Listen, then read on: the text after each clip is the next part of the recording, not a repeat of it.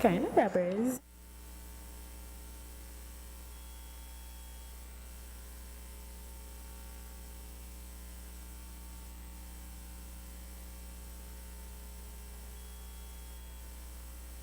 One, two, three.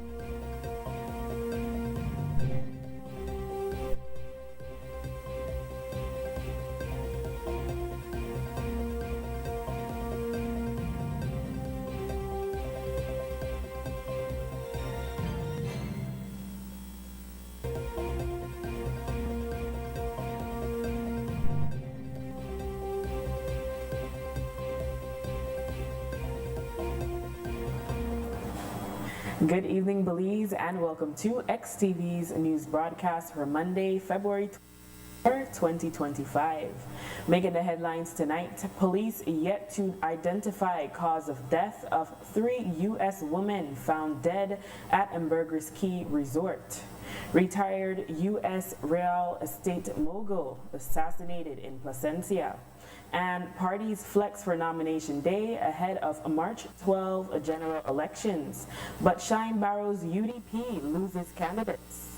We take a first break and return with the news in detail. February is all about Honda.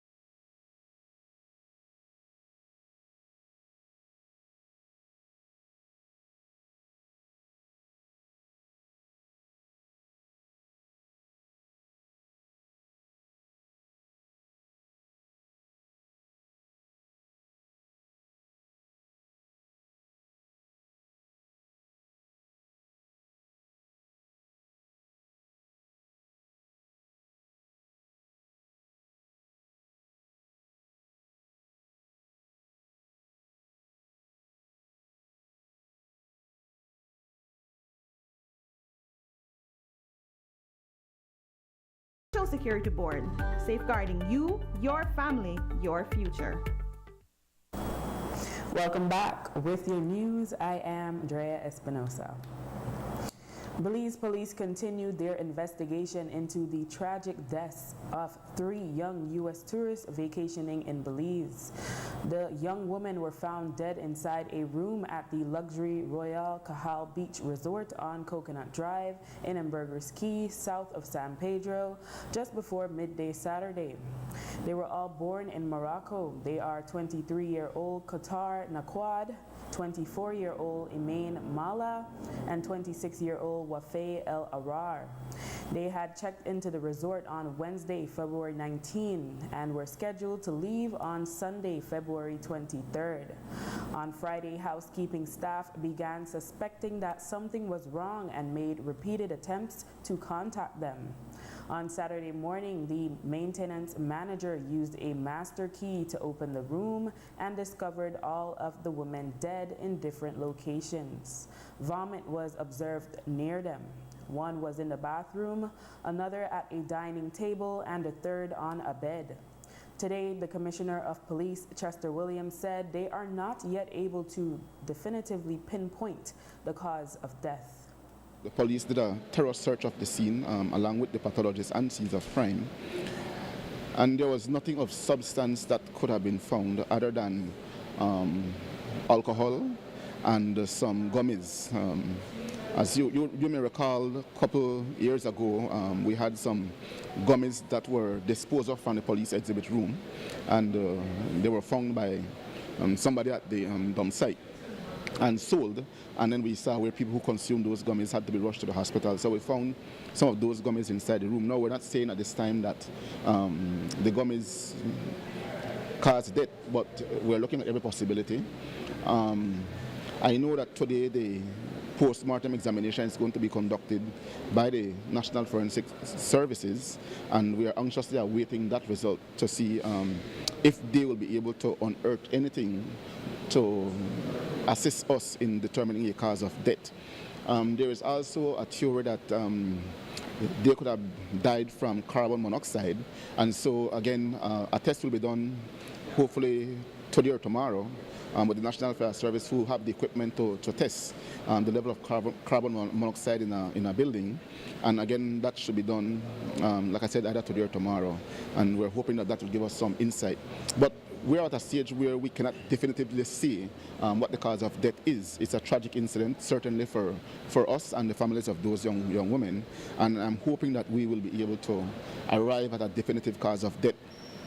I can say that the police have also viewed the surveillance footages from the hotel that they were staying, and the surveillance footage showed that they went to the hotel room Thursday evening, and they were not seen leaving that room again, and nobody was seen going into the room.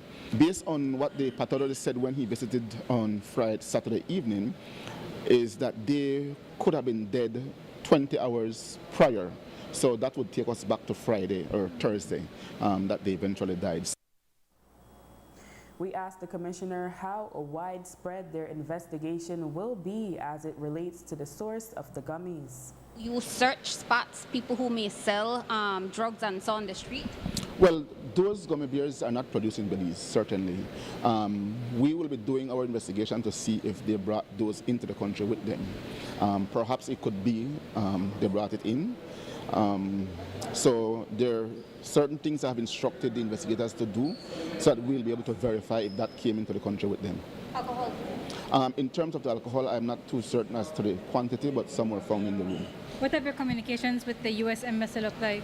The U.S. Embassy has been very instrumental. They are active in investigation. Whatever information we get to share with them, we do understand the international implication and the right to the family to be able to know what's taking place through the embassy, and so we remain in direct communication with them, and in some instances they are on the grounds assisting with investigation and getting whatever information they need so that they can feed back to the family members.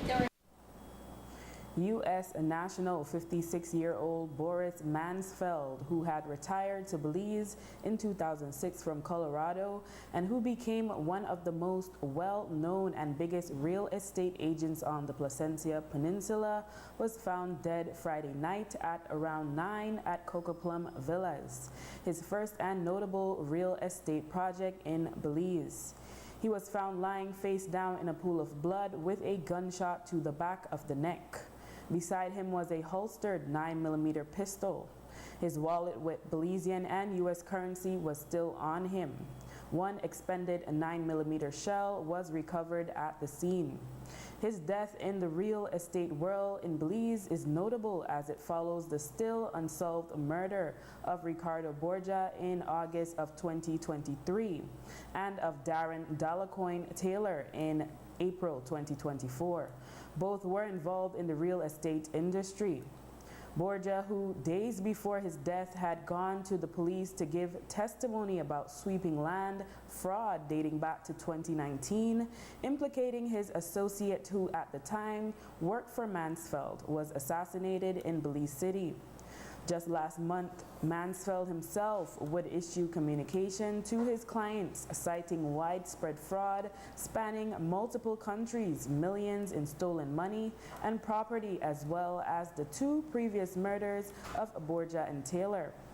Mansfeld also revealed he was involved in a $3.9 million suit against a former business partner.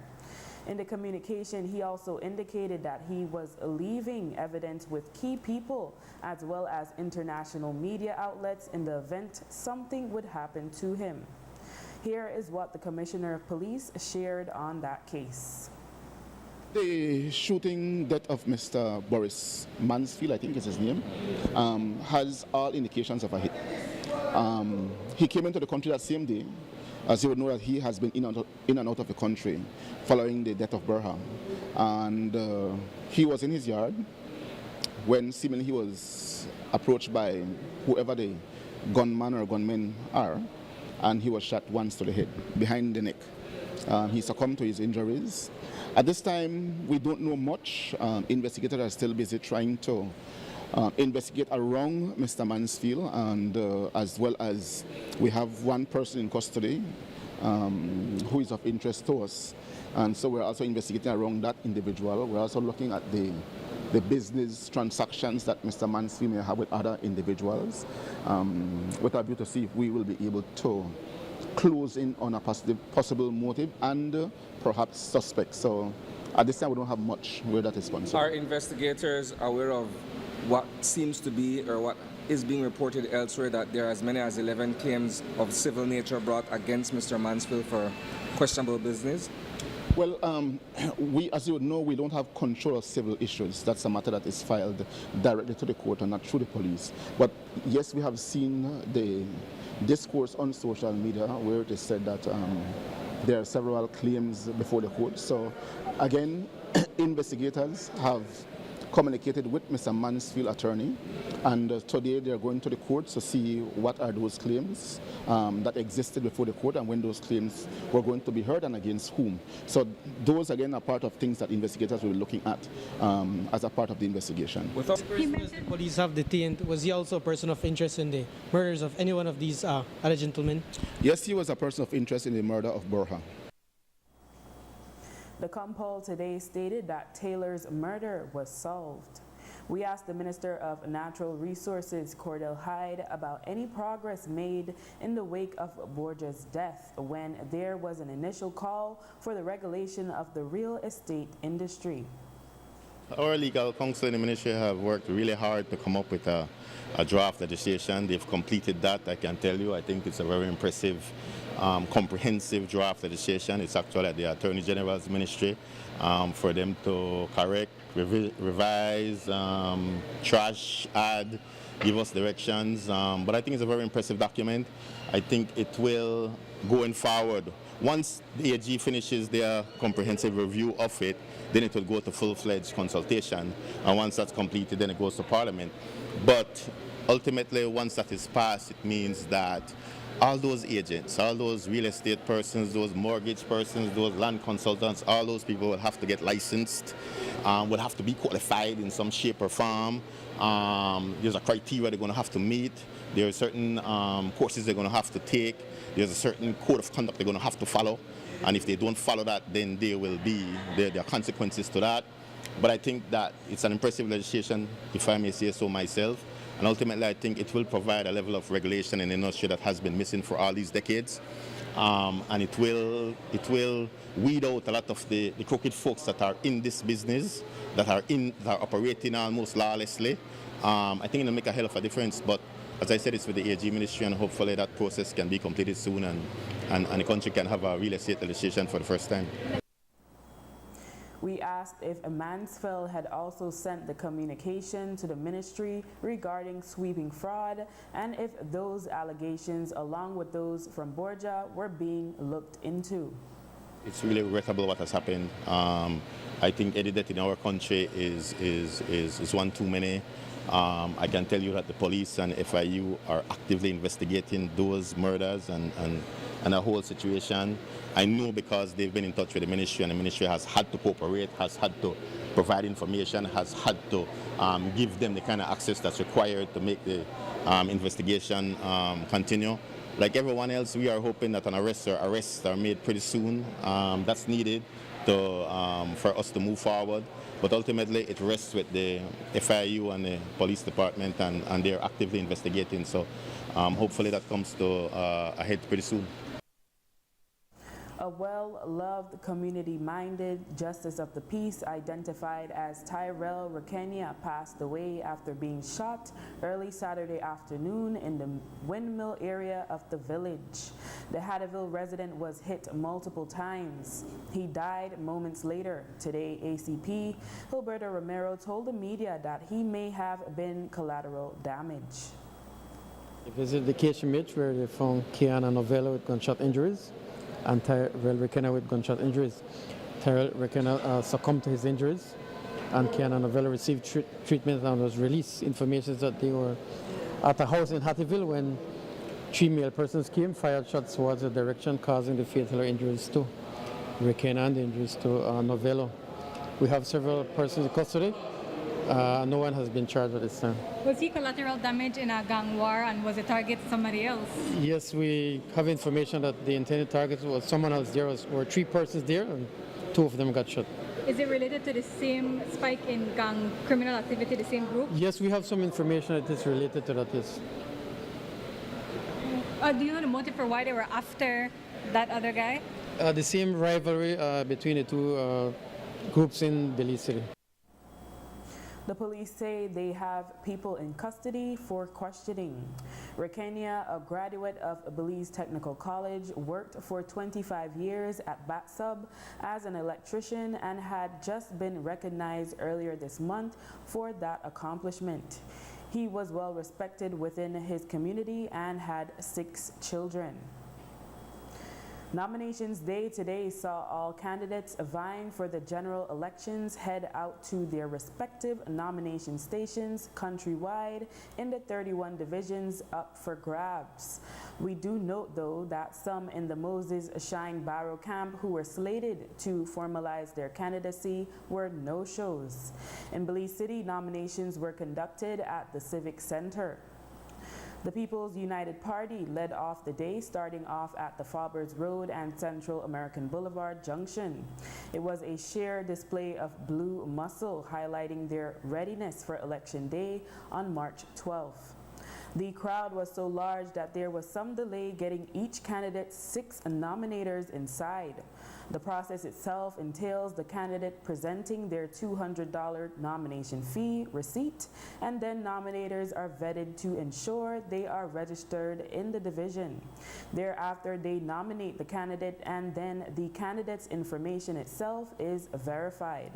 Party Chairman Henry Usher and Deputy Leader Cordell Hyde said the crowd was bigger than they expected, and they are united and ready.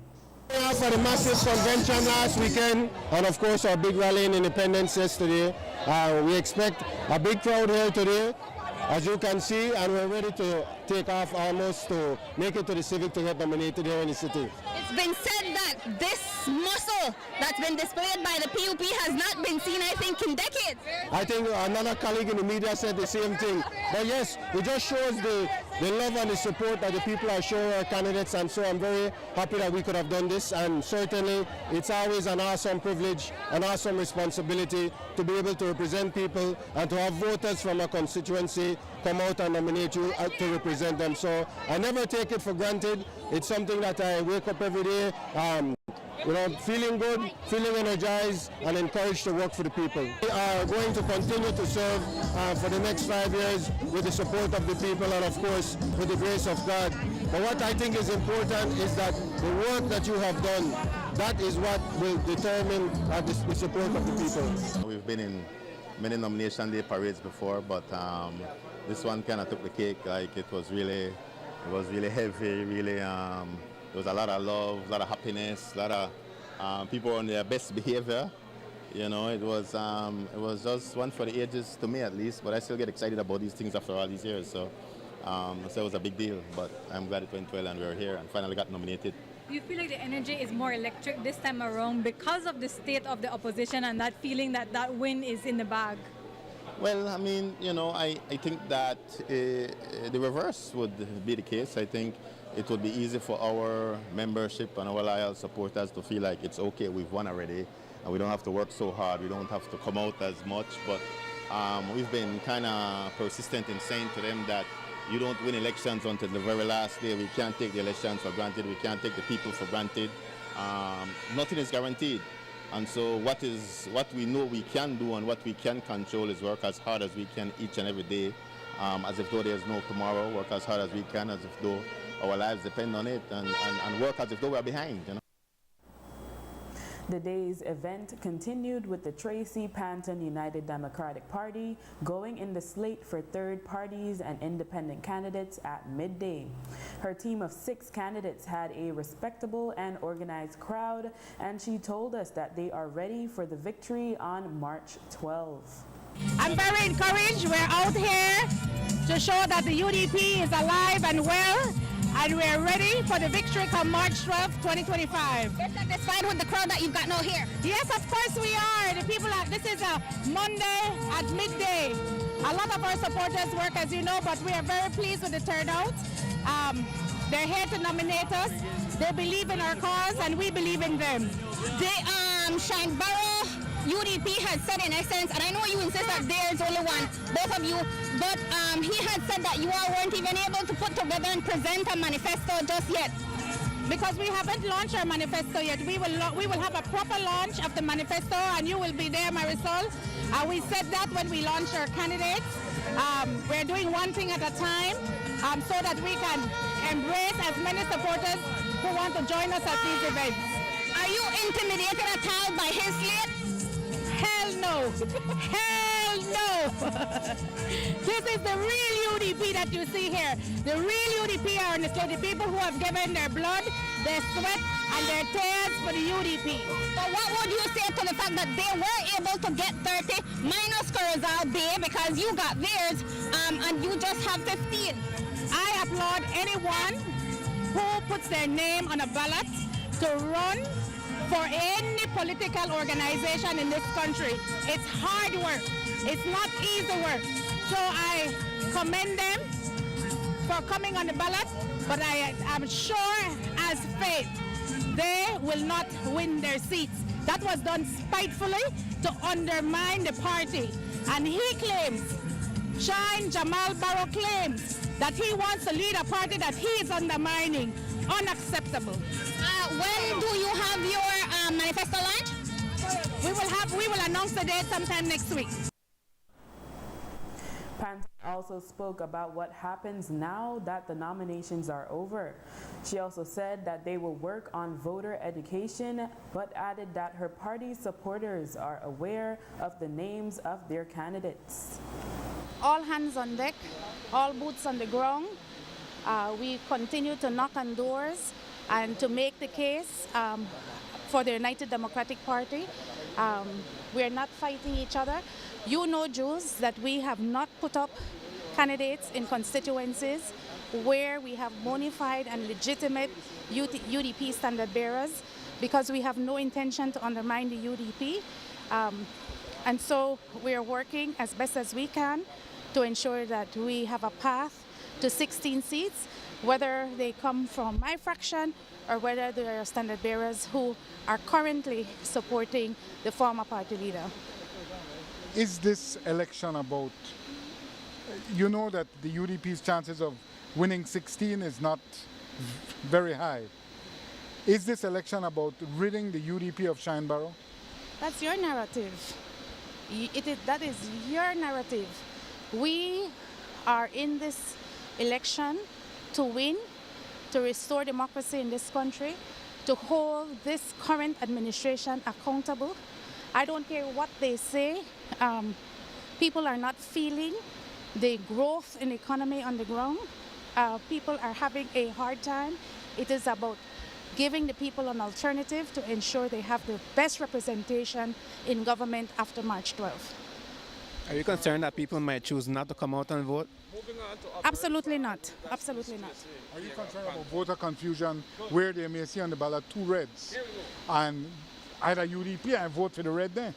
I said we will have all hands on deck and all boots on ground, and we will do everything in our powers to educate our voters as to, they look for the name. Also going in the midday slot were 3 candidates for the People's Development Movement, PDM, led by Esteban Pereira Sr. They are Cornelio Galvez for Albert, Gary Matos for Queen Square, and Wilmore Tablada for Port Loyola. Pereira himself is running for Belize Rural Central. Their party color is yellow. Anthony Boots Martinez for Port Loyola was also nominated in the midday slot and said he is running under the UDP banner, but neither under Panton nor Barrow. Martinez told the media he only cares about whether his constituents accept him. He also said he believes that with his experience, he has enough time to be victorious in Port. What my main concern is the people of Port Loyola decide to sideline me. For start with, it is not about, it's about my only opinion that I take. I listen to everybody's opinion. It's the opinion of people of Port Loyola. This thing about who they will who in terms of leadership, that doesn't matter me. It doesn't matter me because at the end of the day, the whole regime there is no longer, there is no person in the whole party that is longer than me. You know what I'm nominated as? UDP 1. And my color is red, white, and blue with 3 dots. Either the original, one old soldier like me with 2 years that are over-prepared. Never believe in me, I reached this stage, but was over-prepared. On my own, if I could get over 1,700 signatures for a petition on my own. But then you want to see now man amongst men, because Mr. Meyer, nobody can save them. This is not about new promises, this is about continuing the work that needed to be done. I don't got nothing in terms of new promises. More education, fight for the boost and the pantry, come back, fix up the infrastructure, looking on the welfare of the people in terms of education, and so nothing new, and the track record is there, and that's why I believe that I have the advantage. After the break, we'll have our coverage on the Belize City nominations for the Shine Barrow UDP. Stay with us.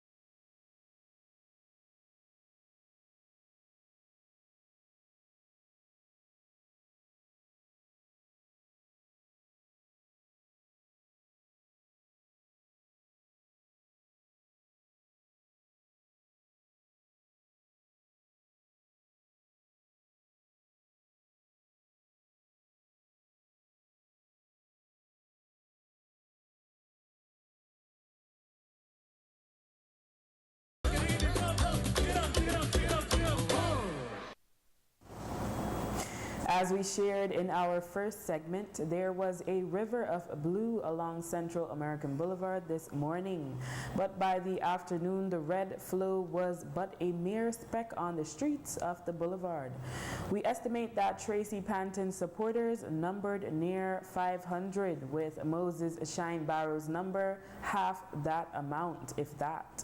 However, Barrow was still confident and said that the bigger numbers for the PUP were expected. He also ignored questions on whether he is concerned that until that time, a few of his candidates didn't undergo the nominations process. Those include Melvin Hewlett for Fort George and Dean Samuels for Pickstock, as well as a couple candidates in the South. Well, that is to be expected when you're in opposition. We don't have the opportunity to misappropriate the public coffers for the benefit of shirts. You know, we're in opposition. I was never a government minister, so I never thieved the people their money and could now reinvest it in shirts. You know, whatever I have is what I've earned from sweat of my brow, and you know, that doesn't necessarily play a role. The government can afford to spend $1 million, and this is a capacity of 5,000, yet they said they bring 10,000 people in and then lie. But maths never math. But yeah, it's expected that the government has all the money in the world, all governments. Just pick on the PUP. Whatever government of the day is there, they have all the money in the world, and so you expect the shirts. Sir, did all of your candidates, have all of them made it out so far? We were told by the presiding officer that some of your candidates haven't arrived as yet. Oh, as I said, I'm a Mesopotamia candidate right now, so I can't give you those answers. But are you worried that some people might not make it? I don't think we saw Toledo East. I think Fort George was missing. Okay, I'm not aware, but as I said, right now I'm a Mesopotamia candidate. Aren't you worried though that they won't make You it? keep asking me the same question. Because it's a serious question. I will You should be aware, sir. No. You want to distract me, and you want to take me away from my time. No, it's not right now, I just told you that in a brief moment, I am the candidate for Mesopotamia. When I leave out of here, I will attend to business as the party leader. On the matter of Lee Mark Chang being nominated as a standard bearer for Mesopotamia under Panton's UDP, Barrow said he was not concerned. He said he will continue to fight the matter of Panton's faction in the court. I'm not concerned about that. I know that you saw my communication with the chief elections officer, and we will take legal action. When Honduras made a decision we didn't agree with, we went to the Court of Appeals. A lot of people talk it. They got 5 terms in office and they claim to be so sophisticated, yet they're not just talk, right? I go to the courts. I believe in the judiciary, and I look at none other than Michael Ashcroft. Losing a Supreme Court, losing a Court of Appeals, always wins in the CCJ. So when it comes to democracy, when it comes to the rule of the law, you go through the process. So when it comes to the elections and boundaries, if they take a decision that we don't agree with, we will go to court. My lawyer, I'll send you the letter from my lawyer. I wrote a letter from the party this morning to the chief elections officer, and lawyers are following up because we need to see what they do today. To tell them, well, we think you want to do this, and if you do this, this is what we will do. No, let's see what they do, and then we'll file the civil action. Despite Barrow's threats, Chang told the media that after speaking with his constituents, he is confident that Barrow will lose in Mess-Up. He said he also feels confident going against the PUP's Lawrence Ellis. Like I said in the first interview when I declared, it is not for me to win, it is for him to lose, right? In almost every household that you go to, the first thing we come out are their mouths that they complain about the current era representatives. They did disrespect. You don't know if to talk to people. You don't know if to treat people. This is the first thing that comes out of their mouth when you go into the households to campaign. No, in terms of you are not someone scant of resources. I think they selected you. You're from that area, but they also selected you because You have your own money because the UDP in the main doesn't have. But Shine Barrow, it's a fight to stay alive for him, and this means everything to him. He will spend his last dime, and he has a few. Are you concerned that it might just come down to who outspends who, and that in a race like that, he will outspend you? It is what it is, and I'll do what I need to do to win the division for our UDP. Meanwhile, today, after being nominated as the Tracy Panton UDP candidate for Collett, Patrick Faber told the media that he is confident he will be victorious on Elections Day.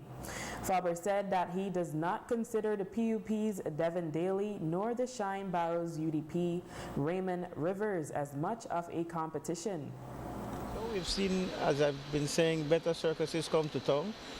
You remember we had a lady by the name of Caroline Trench who came in the time of the PUP government when there was Venezuelan housing money galore, when she had been giving out land titles and all of that. The full force of the government came behind her, and we were able to defeat that handsomely. So this is our third election that we are running in opposition, and so I don't think so at all. This is not that kind of thing at all. We are going to be victorious, and we're going to win quite comfortably. However, at that time, you were not an absentee representative as you have been for the past 5 years because you've been abroad studying. That's what you said. Well, at least you have put it in a better way than they have put it. They say that I live abroad, and I did not hide the fact that I was away studying, but I have tried my best in that time to be at home, certainly for the House meetings as much as I could have. And every time I came home, I made sure to attend to the needs of my constituency. So you don't think that has made any kind of inroads because of that? I don't think so. In fact, my visit to the homes have been wonderful. The people in the homes have said to me, "You are the only man we've been voting for." The younger folks even have said that they are grateful for all that I've done for them, especially through the education processes that have helped them to get jobs now, and that they will be sticking with us all the way. So I don't have that kind of fear. On the ground, in the homes, we are confident of a victory. Faber admitted that there is concern considering the PUP's bigger budget for campaigning, but said that it is not only about money. He declared that he's in a love relationship with his constituent and is confident they will vote him in again. Yes, that's a concern, that people will gravitate towards the money. But I always tell people that money can't buy you love, and the people of Collett and I are in a love relationship. So as long as that relationship is there and we're able to give them something, so to speak. And at the time of the election, I always say this, elections are like Christmas. We get in a little money and we're able to service the people a little bit better. Not bribery, but we're able to use the campaign funding that we get to help them to do things which we ordinarily might not be able to do before the elections, not on election day necessarily. And that will ensure that on election day they get out and they vote for you. So that's not a problem for us. The Commissioner of Police says they are prepared for general elections that are now only 17 days away. According to Williams, based on the different polling stations, they have already put together their elections order and are conducting elections briefing for police officers. We are prepared. Elections and Boundaries had a meeting, I think, on Wednesday to discuss the issues or strategy as it relates to elections. From a police department standpoint, we have put together our elections order, having received the different polling stations, and we're doing election briefing across the country, making sure that police officers understand what is going to be their role and expectations on election day. Our duty is to make sure that the election goes through free and without any hindrance, and we are prepared to do so. we work in tandem with the Elections and Boundaries Commission. They set the rules at the polling stations, and we just are there to enforce or to act in support of them. And that is going to be how we're going to police this election as we have done. Are you concerned about the risk of violence with the plurality of UDP candidates, because you will have multiple people claiming they're UDP and it lends itself to friction? Well, of course, we do have that in mind, to look at the different factions of the UDP and what they're going to bring, not just from the UDP, but we also have the gang issue in certain areas of Belize City that we also have to make sure that we are prepared to police. We don't want that people go to polling stations to vote and then they become victims of crime. So we are looking at the entire dynamics to make sure that everybody who wants to go and vote can do so in a safe environment. In other news, Commissioner of Police Chester Williams was asked Friday if the work of the Belize Police Department stands to be severely impacted by any cutback in aid from the United States. He said that while the U.S. may be considered one of the largest sources of funding, there are other donors as well. At this time, we're not feeling the effects of that. I'm not going to say that if it persists longer, we're not going to feel the effects of it, because we do get a sizable amount of donation through the U.S. Government, particularly through CARSI and INL.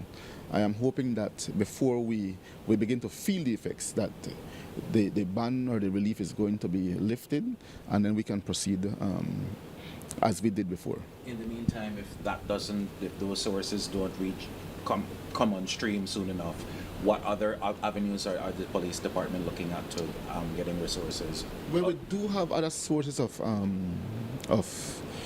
support. We do have the Taiwan government right next to the U.S. in terms of amount of support we get from them. We do have other organizations, like we have human rights organizations. We have IDB. We have IDB and no, INL is the U.S. Embassy. There's another bank. There's two banks, IDB and CDB? and not CDB. No, that's IDB. There's another one though that normally provides support for the police in different areas. So it depends on the project that we're pursuing, that we can go to different organizations for fundings. And I must say that these organizations have been extremely helpful to the police in helping us with resources that we may need to do our job. After the break, we'll share details of the Shine Barrow UDP manifesto. Stay tuned.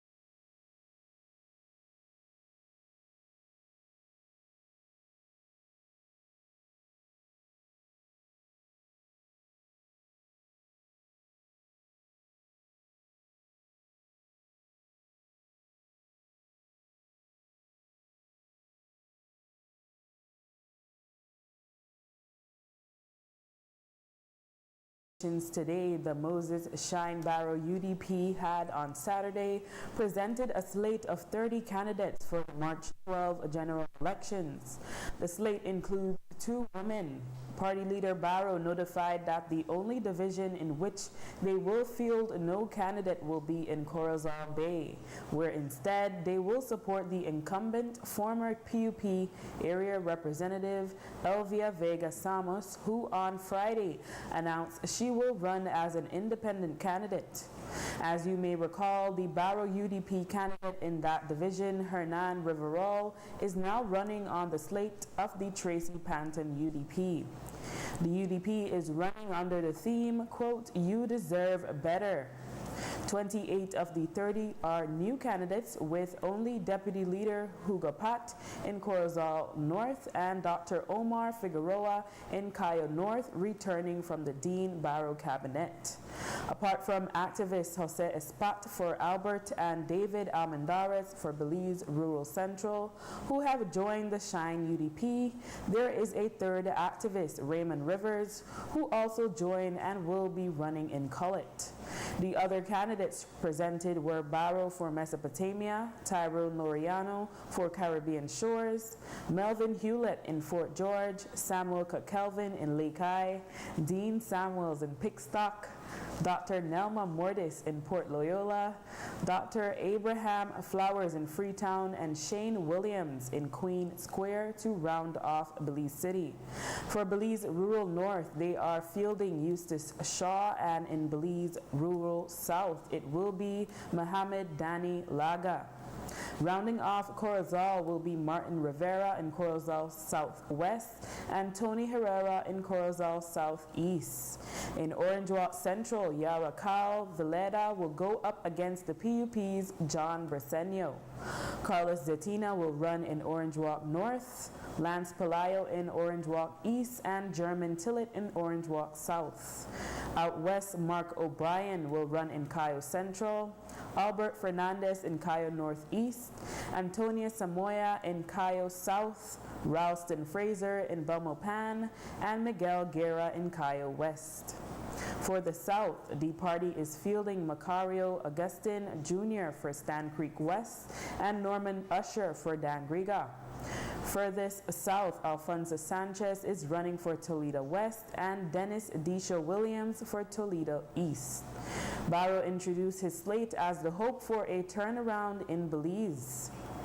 In 2020, unfortunately, we had the coronavirus. For the last 5 years, we have had the John Briceño PUP virus, and we have suffered greatly. We have been devastated. In this regime, this authoritarian regime, where I see that former Minister Honorable Elvia Vega has now decided to run independent and abandon the worthless PUP, and they repossessed her vehicle right away, and that is Prime Minister Petty. We live in a country led by John Briceño where they make the ministers and their rich cronies richer, while they punish the poor and the masses continue to suffer. Yet, I began my presentation with the word celebration. And I did that deliberately, because despite all the aforementioned that we lament, we have cause for celebration.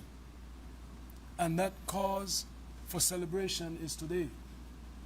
These ladies and gentlemen, my brothers and sisters that have taken up the call to action to be guardians of our democracy, to hold this government accountable, and to provide a viable alternative for the people of Belize. The people of Belize to rescue themselves from this PUP government. And that is the beauty of democracy. No politician will rescue you, Belize. We are your partners. We will join with you to rescue your country. And that is what democracy means.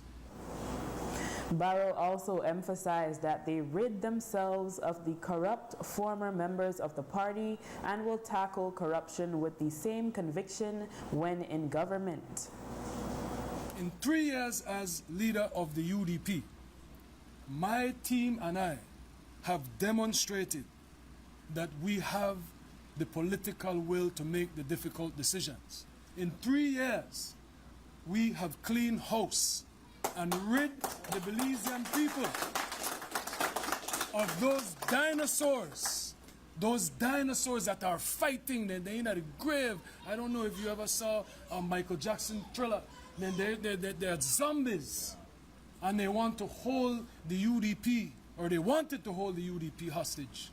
That's why we rid ourselves of those people, because we will not go back to cabinet with the same corrupt cadre. We will not do that to the Belizean people. I prefer not to be in politics than to lead a cabinet where people will be stealing and involved in malfeasance.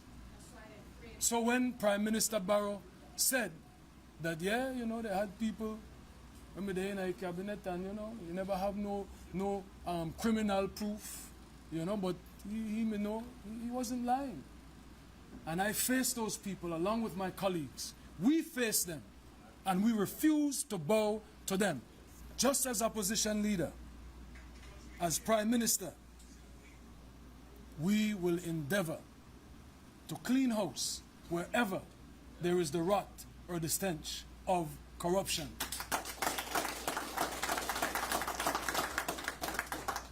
The new UDP is comprised of a slate of candidates that are competent, compassionate,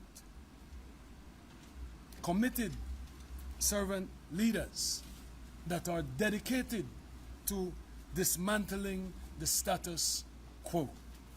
That's why they don't like me, because I'm not a traditional politician. I don't have to sing for my supper. The independent party with the fraud everybody out there, they don't have anything to offer other than they want to get rid of me. Imagine somebody wants you to vote for them so they could stay in opposition.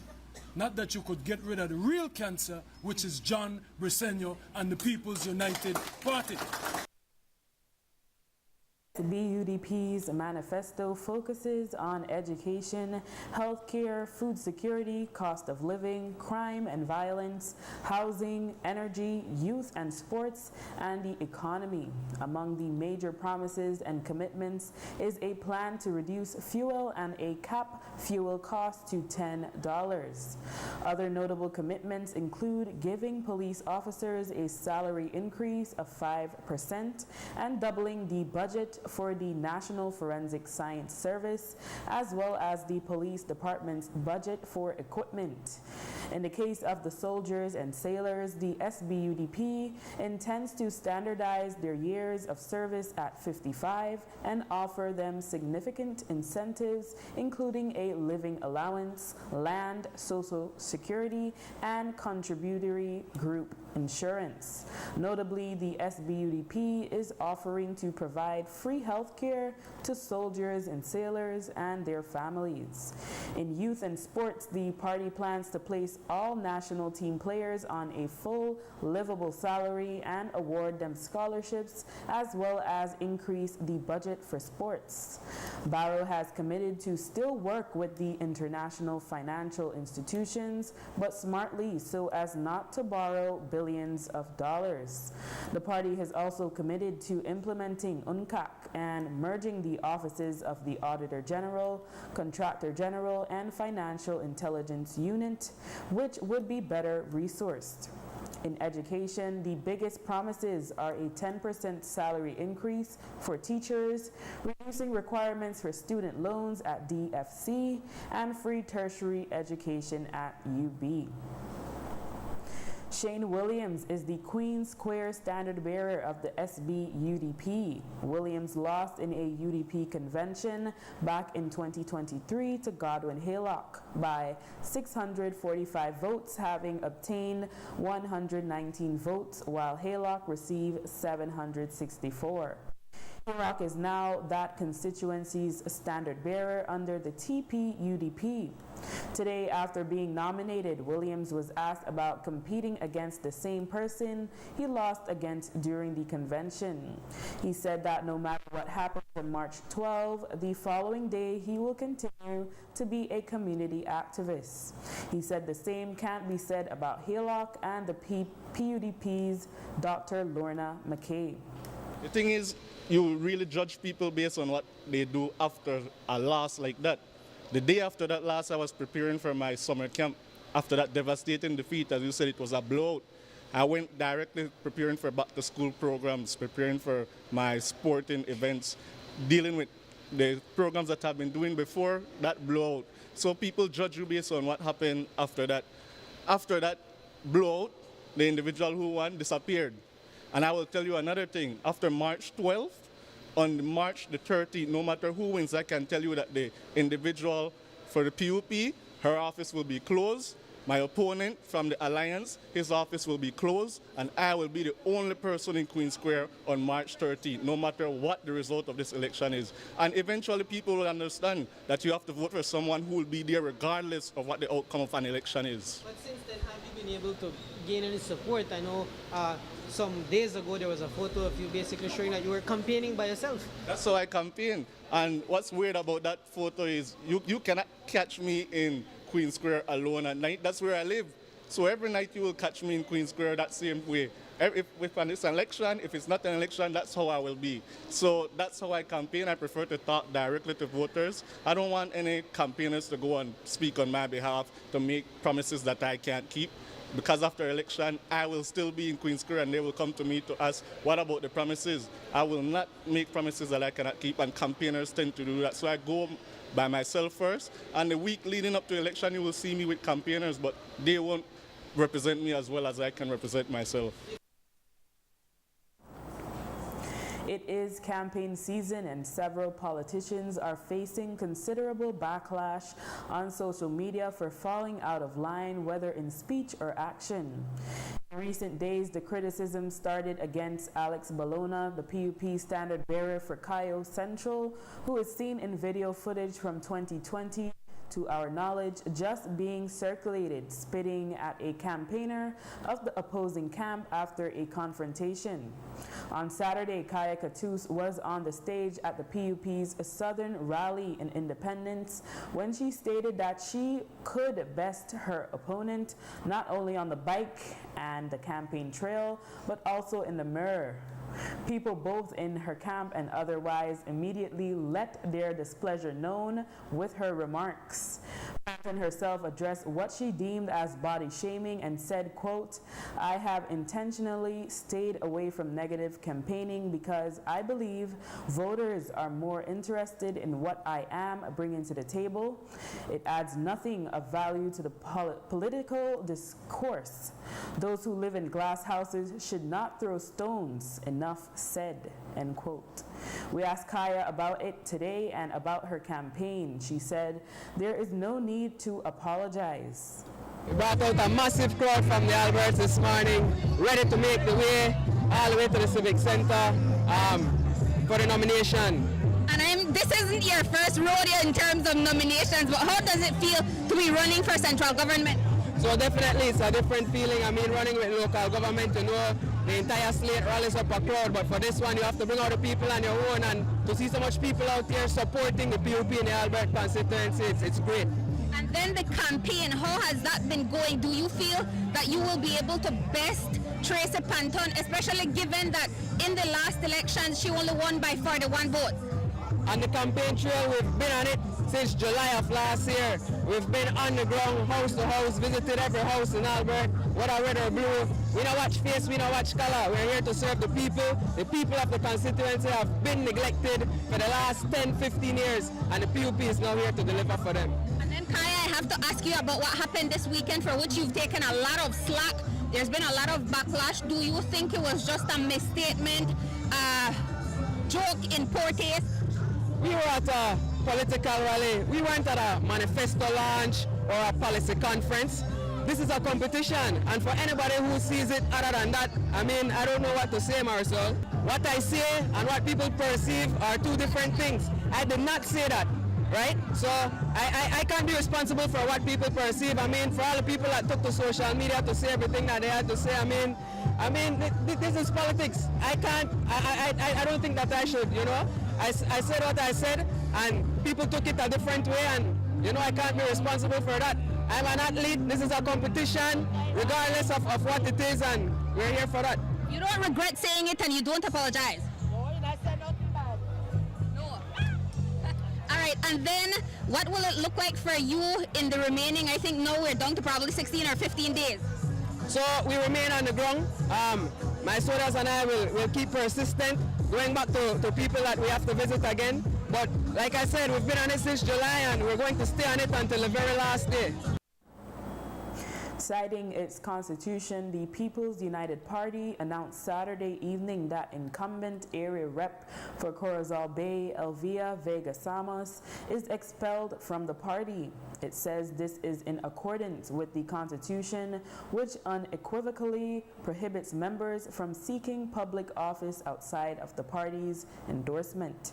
It notes that as a result of her decision to run as an independent candidate, she is now automatically expelled. Vega Samos on Saturday wrote, quote, "During my tenure as a Minister of State and Area Representative, I served with genuine dedication and love, believing that I was a part of a party that had my back. I surely had theirs. Mind you, what happened next was not done to me by the People's United Party. It was done by a few who felt compelled to carry out the orders of a mother who wanted to see her daughter rise at all cost, even if it meant unfairly ousting me. I fought my battle, but of course the machinery brought against me proved to be stronger. I conceded. I took time to reflect, refuel, and gather more conviction. I, Elvia Vega Samos, shall not crawl into a corner and hide. I shall not be silenced, and for sure I shall not be bullied. I am qualified, I am willing, and I am eager to continue serving the people of Corozal Bay under the people's banner," end quote. While the deputy leader of the party, Cordell Hyde, today stated that it is her right to run as an independent, there were others in the party who tried to get her to change her mind. However, she followed through on her decision and got herself nominated today. Party leader John Briceño expressed disappointment over the decision. I'm very disappointed that Ms. Samos has decided to run independent. I think she should do better. She went, there was a convention. It was run fairly. She participated, she worked with the list. So for her to say that people are not allowed to vote, that's simply not true. And she lost decisively. It's not even that it was a close convention. I wish she would rethink. It's still not too late. She could still withdraw her nomination at any time, and to be able to serve, to give support to Drea. Drea, like her, is a woman.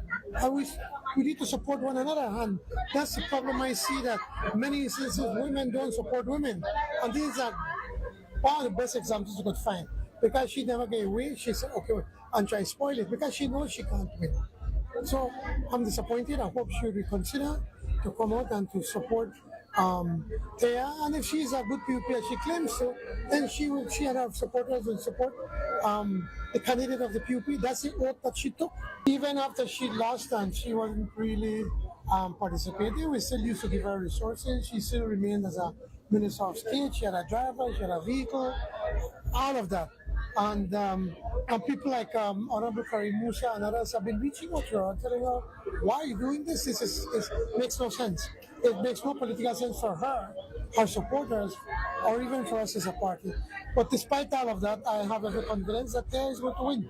Drea has shown her determination. She has shown that she has the wherewithal, the true grit to serve the people of Corozal Bay, to serve them well. she has been serving them well, even though she has not been the area representative. So I have confidence that despite whatever Ms. Samos were to do, that's up to her. I hope she does, but if she does, it's okay. We are still going to win. And with that, we have come to the end of our newscast. A repeat can be viewed on the station later tonight at 9 and again tomorrow at midday. Join us again tomorrow for another news broadcast. I am Drea Espinosa. Have a safe and enjoyable evening.